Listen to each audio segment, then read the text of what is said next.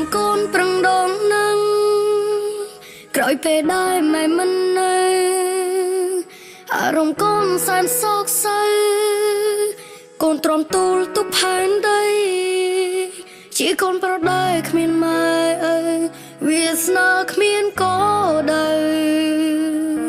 ជីវិតកូនខ្វងភៀមកងក្ដៅតែម៉ែនៅសួរគេពេចម៉ែបានប្រដៅតែនៅចុកក្រអៅបេះដូងកូនកូនម៉ែមិនដែលសាបសូន្យទុំបីពួកយើងបាច់ម៉ែជាយូកូនធ្លាប់រស់នៅមានម៉ែជួយមើលថែកិនគូមុនមានក្ដីសុខព្រោះមានម៉ែ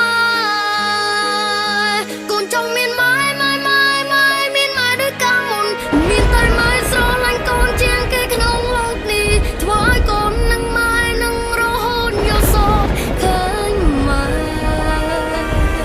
កូនស្ទុះទៅអោបម៉ែព្រោះតែនឹកពេកទឹកភ្នែកហូរត្រេកអូពេលបានឃើញម៉ែដល់ពេលឈឺកូនញ៉ាំកូនយំរកម៉ែ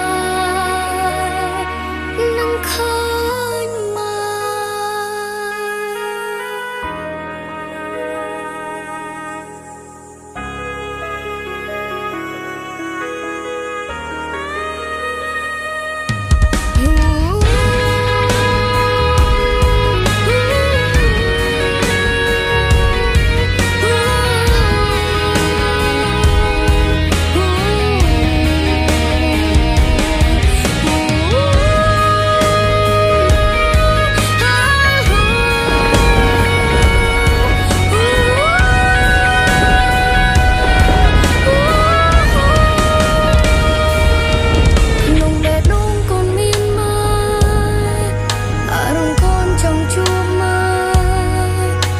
ในก็